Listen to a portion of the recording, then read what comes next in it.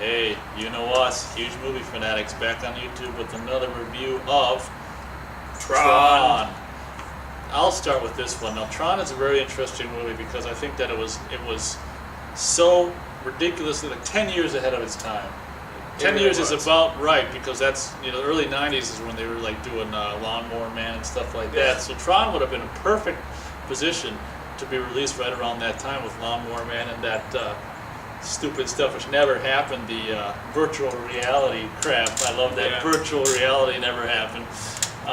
But Tron was a movie that was like a brainchild of this Steven Lisberger. I don't know what the hell he was, what his profession was or whatever. I can't remember. But this guy's a smart guy. I mean, I like this guy, and every time I see interviews with Steven Lisberger, I'm just like, yeah, I can see that's the mind behind Tron, and I think that's the first movie to pretty much have computer-generated imagery. Is that right? Pretty much. I think that and Star Trek 2 were the two ones that kind of pioneered What's in Star Trek 2? It's the digital shot of the planet exploding, the Genesis project. Oh, okay. But anyway, Tron is, I grew up with Tron, obviously. So when you grow up with something, I mean, you see it that way. But unlike Halloween 2, that Halloween 2 is one of the only movies where my view of it completely shifts, from a kid to an adult. Tron, I think, is just kind of a good movie, so that's why it doesn't shift. My view doesn't shift, but I think it's a tremendous movie. When the second one came out, I was reading on all this Amazon, all these blogs and stuff about people saying that Tron had no plot. Like, the second one's good because it's got a plot, and the first one, we're not going to get into the second one yet, but this is a Tron review, and the first one had no plot, and I was shaking my head at that because I thought that the story for Tron was all you needed. It was absolutely perfect. You got this guy who's creating this stuff, these video games, and his boss or someone higher at the company steals them, and you're going into do something which is basically very simple on the computer. If you didn't go into the computer world in the movie, it'd just be like 5 minutes of him going like this, and the thing prints out. But instead of just going like this in the computer and the laser blasting him and putting him back that happened within probably just a moment, him being sucked in and put back. Instead of a 5-minute movie like that, we actually go inside the computer and see what he is doing inside. Yeah. And I think that, it's a tremendous, obviously a perfect idea for a computer-generated movie to obviously take place in the computer, because obviously the technology wasn't enough where you could create a world like Pandora yet with the computer. So you use its limitations and you have it take place in the computer, which is a very good match. I think that Tron is just freaking amazing. I think that the characters, I like the 3 characters where it's like Kevin Flynn. I think Jeff Bridges did a phenomenal job with Kevin Flynn. Tron's such a great early 80s movie just to capture that era.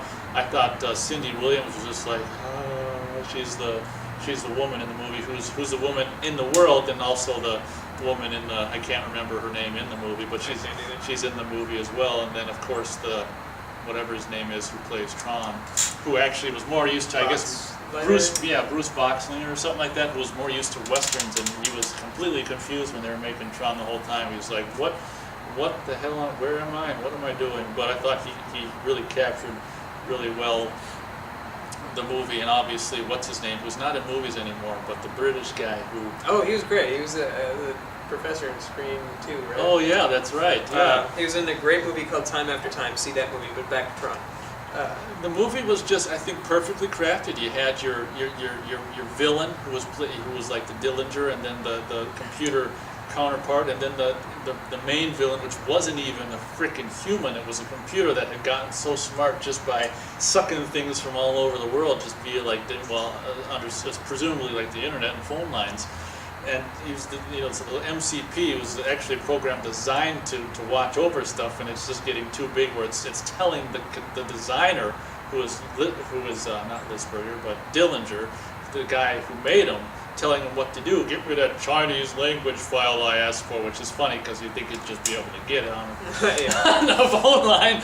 But I just thought it was an all-around amazing movie that had a complete beginning, middle, and end, and a complete circle, and it showed obviously images that had never been seen before. I just think the light bikes and all this stuff are so iconic, and not only the visuals, but I thought this whoever came up with the sound effects to match the visuals were such at a great time of like the beginning of video games had this overly wonderfully simplistic sound to them, and I thought it was just a wonderful movie. I'm just going to go 4 stars on Tron. Absolutely amazing.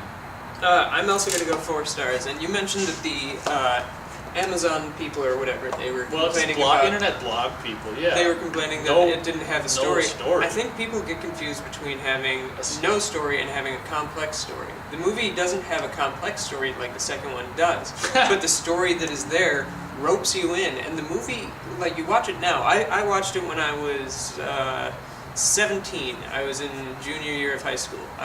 So I was 17 when I first saw it.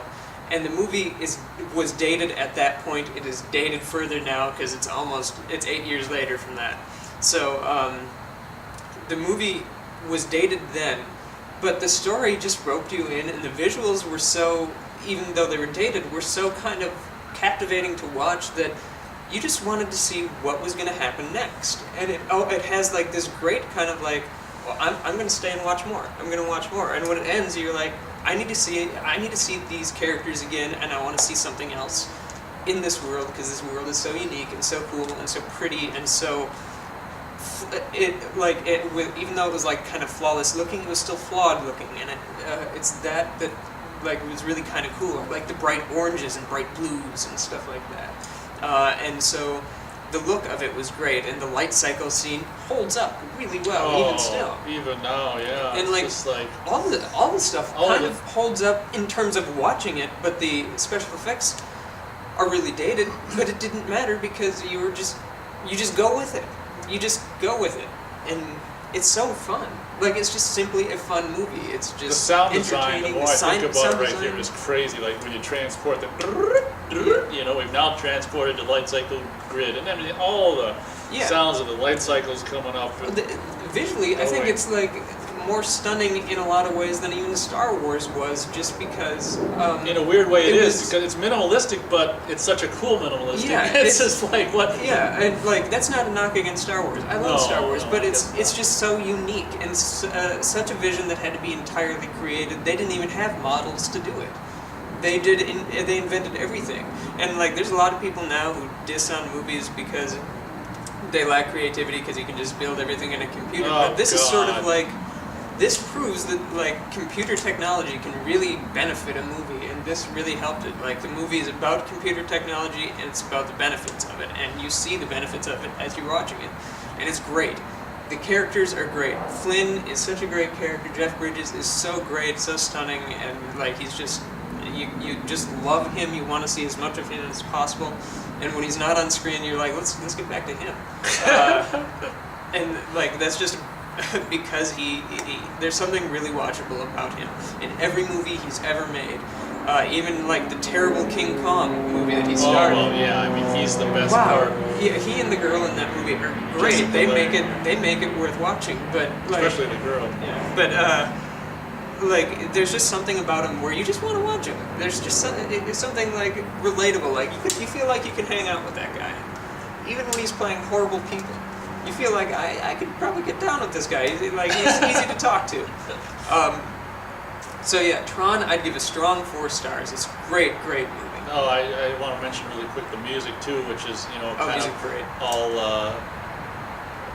electronic or whatever. Yeah, by Wendy Carlos, who've done like the music for Clockwork Orange and some of The Shining and stuff like that. So very great score, and I love some of the themes in that and stuff. So all around, just amazing movie. Great movie. Tron. Catch you later. End of line. No. End of line. End of line. There we go. End of line. All right. We'll see you. Take care.